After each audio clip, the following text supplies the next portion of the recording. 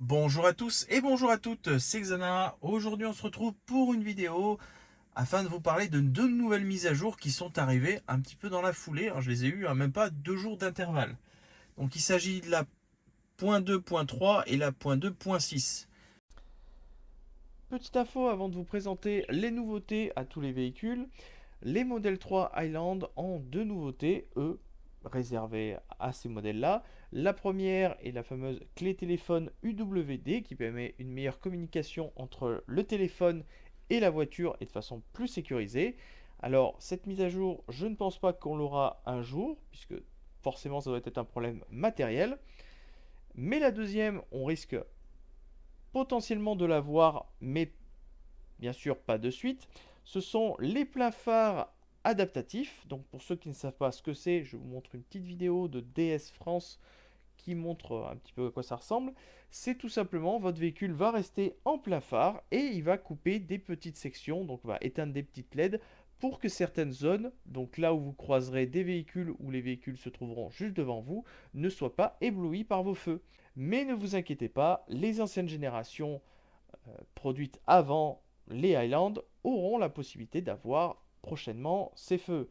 Alors pourquoi on ne les a pas de suite? Probablement parce que d'abord Tesla a mis en place pour les nouveaux feux, ce qui était sûrement plus facile à faire, et ensuite doit s'occuper des anciens feux pour justement gérer la différence de technologie.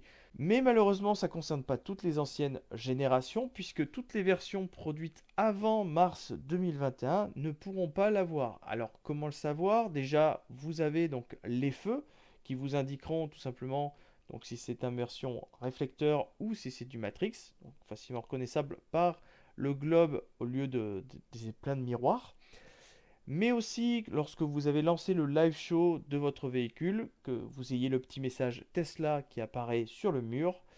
Et pour finir, bien, je pense que ça concerne tous les véhicules qui sont équipés des coffres électriques et de la nouvelle console centrale. Voilà, pas l'effet piano black qui avait tendance à laisser des traces de doigts.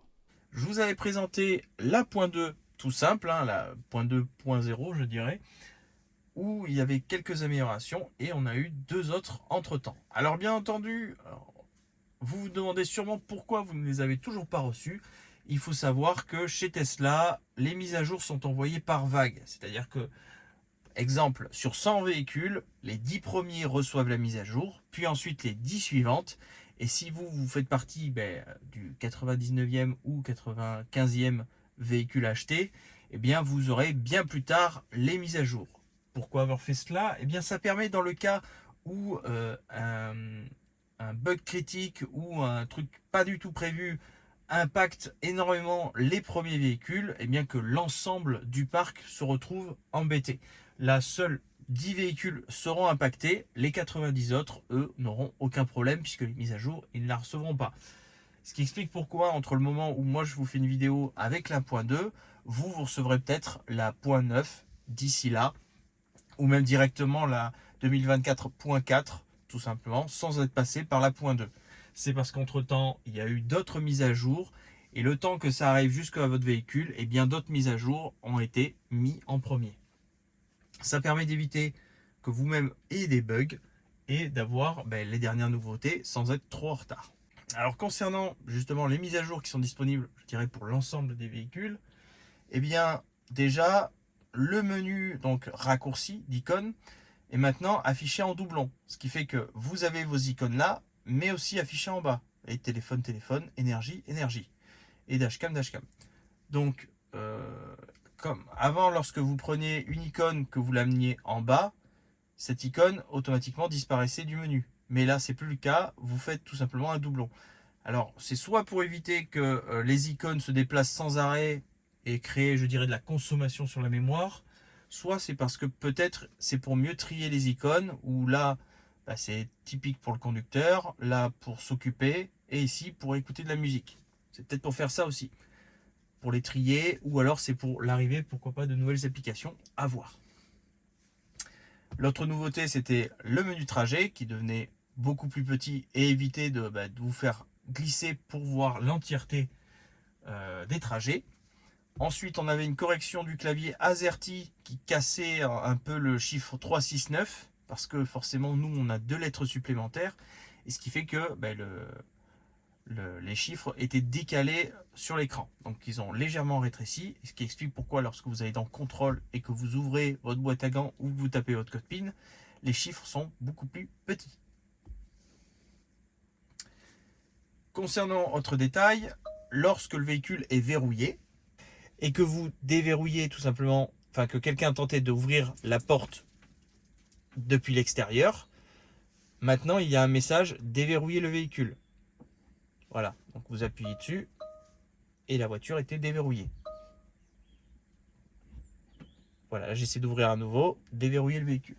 Alors cette fonction était déjà présente lorsque vous allez dans verrouillage et que vous avez activé le mode déverrouillage pour dire conducteur seul, où effectivement quand le conducteur rentrait dans son véhicule, toutes les autres portes étant fermées et que quelqu'un tentait d'ouvrir, ça affichait à nouveau la fenêtre. Là c'était logique.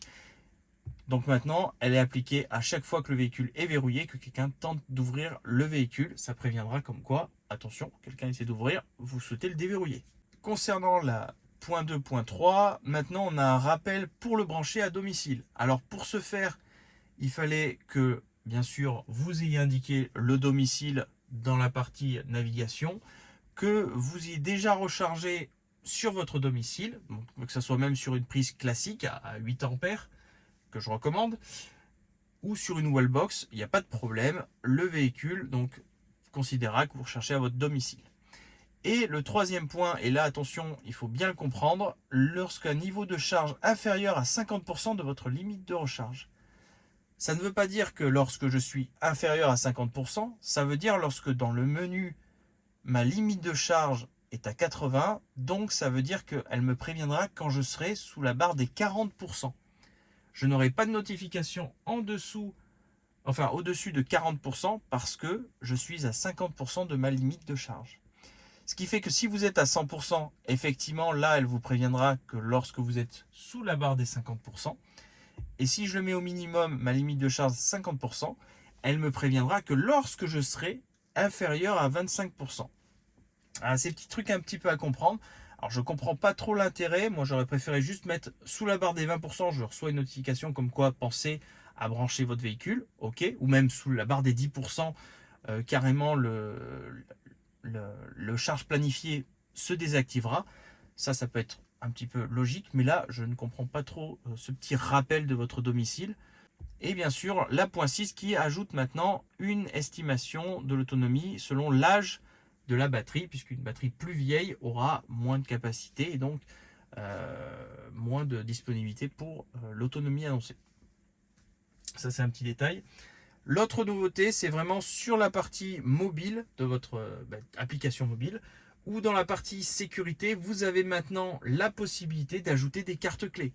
Donc désormais, si jamais vous n'avez plus de carte et que vous avez toujours votre téléphone, vous pouvez ajouter des cartes à la voiture, ce qui vous permettra de toujours avoir un système de secours au cas où.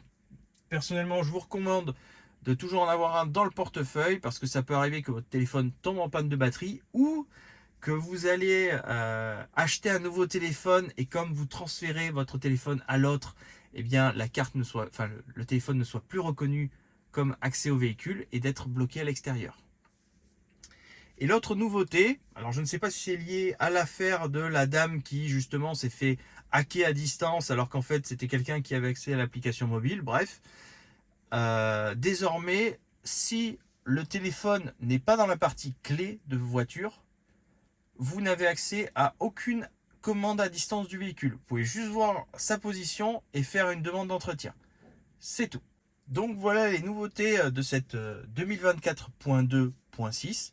Si jamais vous souhaitez plus d'informations, vous allez sur le site Note Tesla App. Si je ne dis pas de bêtises, je vous mets le lien dans la description.